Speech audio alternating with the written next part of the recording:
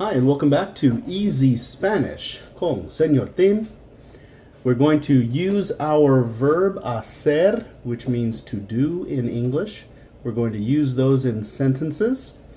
So remember that the hacer for I is always going to end in present with an O, but this verb is going to change from a C to a G in the first person, and then return to C in the rest of the conjugations. All right, let's take a look. Yo hago, tú haces, él hace, ella hace, eso hace, usted hace, nosotros hacemos, nosotras hacemos, ustedes hacen, ellos hacen, ellas hacen. Okay, let's use it in our sentence. Yo hago todo mi trabajo. I do all my work. Yo hago todo mi trabajo. Tú haces muchas cosas en el trabajo. You do a lot of things at work. You do a lot of things at work. Tú haces muchas cosas en el trabajo. Él hace, he does, she does, it does, you formal does. Él hace su trabajo en el mercado. Okay, so he does his job or his work at the market. Ella hace su trabajo en el mercado. She does her work at the market. Here we have another picture. Nosotros hacemos, we do. Nosotros hacemos nuestras tareas domésticas. Our domestic chores. Nuestras tareas domésticas. Our domestic chores. Right? Or chores around the house. Ellos hacen los platos. They do the dishes. Now, many people would use the verb wash. Ellos lavan, right? Ellos lavan los platos. They wash the dishes. But you can also say ellos hacen los platos. They do the dishes. Okay? Okay. Now remember, these pronouns are not mandatory. This one might be, depending on if you're talking about the male or the female, but the rest of these, not really. You can just say, hago todo mi trabajo. Haces muchas cosas en el trabajo. Hace su trabajo en el mercado. Hacemos nuestras tareas domésticas. Hacen los platos. Okay? So these are optional. It's good to use them to practice so you memorize them all. And eventually these will fall away as you become more fluent. Let's take a look at the negative. Yo no hago. Remember that no is the only negative in Spanish. There's not the don't, doesn't, isn't, didn't, won't, couldn't, wouldn't, shouldn't. There's none of that. Okay? It's just no. So this is the easiest thing in Spanish to learn. Anytime it's negative, you put no in front of it. Yo no hago todo mi trabajo. I don't do all my work. Tú no haces muchas cosas en el trabajo. You don't do a lot of things at work. Él no hace. He doesn't do. Ella no hace. She doesn't do. Nosotros no hacemos. We don't do. Ustedes no hacen. You don't do. Ellos no hacen. They don't do. Okay, so that don't is simply no. Okay, so let's take a look at this page. This is a little bit of what we were talking about in the last part when we were talking about the dishes and utensils and so forth. We have singular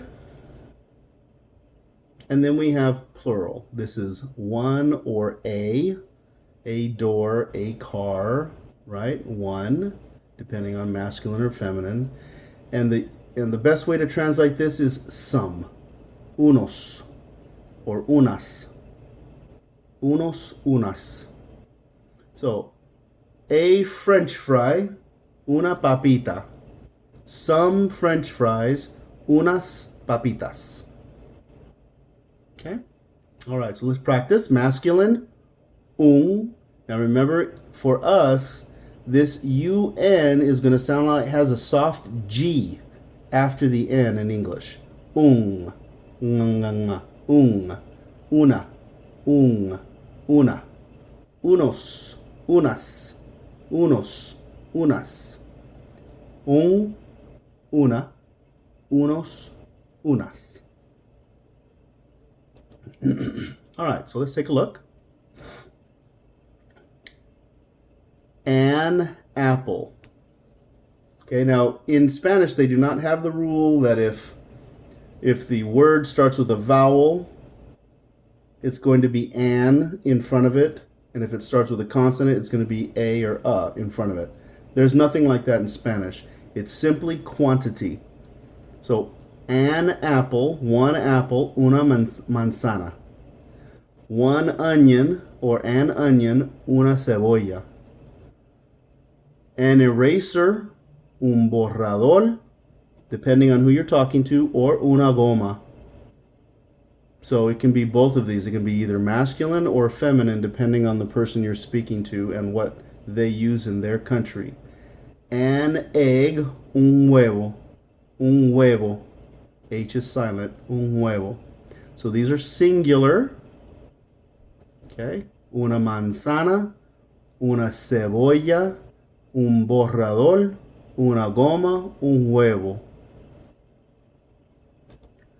And then if it's plural, unas manzanas, unas cebollas, unos borradores, unas gomas, unos huevos. So it's going to change if it's singular or if it's plural. And if it ends with an R, like borrador, you're going to put an es at the end, instead of just an S like goma. Unos borradores, unas gomas. Okay, so we have our singular and then we have our plural. Okay, making objects plural. There is a gigantic rule for this. This is about the easiest way I know how to explain this. So I'm going to try to go into a little bit of detail. We have about 6 minutes left to try to explain this. So if a noun ends in a consonant, you're going to add es. Just like this one ended with the noun ended with a consonant R, we're going to add an es.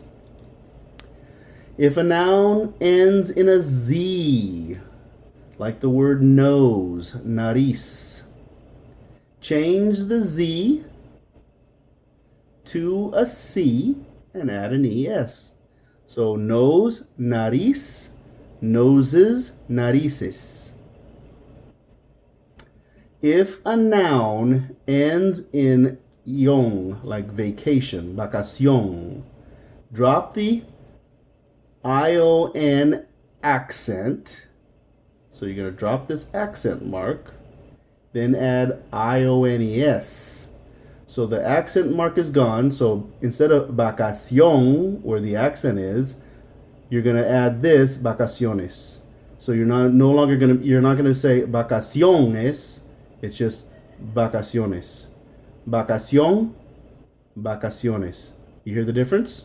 Here's the accent, here's not. So far, if it's a regular noun ending in a vowel, you just add an S.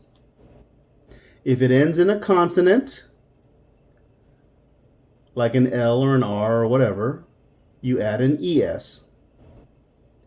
If it ends with a Z, you drop the Z, put a CES. It's not going to change the sound. Nariz, narices. The C and the Z are going to sound both like an S. Okay? And then the last one, if the plural refers to a mixed group, always use the masculine form. Okay, so let's practice. Here's your vowel. We're adding an S. Manzana, manzanas. Here's your consonant.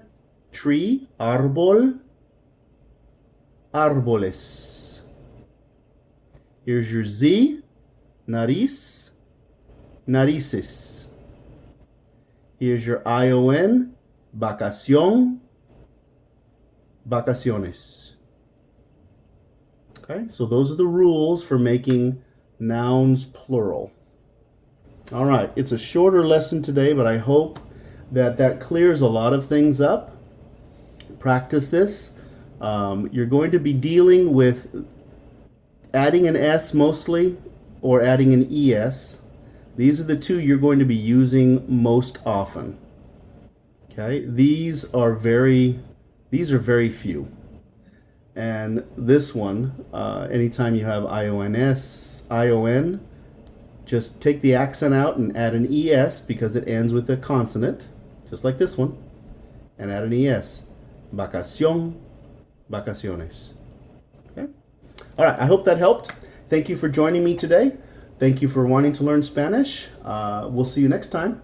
And remember, practice, practice, practice.